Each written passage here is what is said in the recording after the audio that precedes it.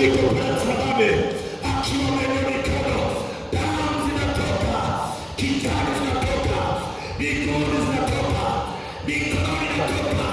Na ndiposa akasema alipotazama mwanamke wa Ashuru, alipotazama baba wa Ashuru, alipomwangalia vile anavyoteseka na hali yake ngumu, anateseka na mazingira magumu, alipoona ile damu yake imepenya, mkoa wa Kigoma imepenya, Shinyanga imepenya, Arusha imepenya, South Africa imepenya, Amerika imepenya, akatambua kwa damu hii sasa imekwisha.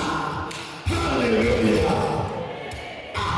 Jambo la kwanza katika maana ya leo, jambo la kwanza imekamilika, imekamilika kabisa. Jambo la pili, anaposema imekwisha katika lugha ya Kigiriki, yaani teleo, ni kama anasema imetimizwa. Jamani, amina, imetimizwa. Mwanamke wetu hapa, imetimizwa. Nini kimetimizwa? Yaliyonenwa na manabii toka mwanzo mpaka Ufunuo. Mungu mwenyewe akisema, na uzao wa mwanamke utakuponda kichwa, uzao wa mwanamke utakuponda kichwa. Alipotazama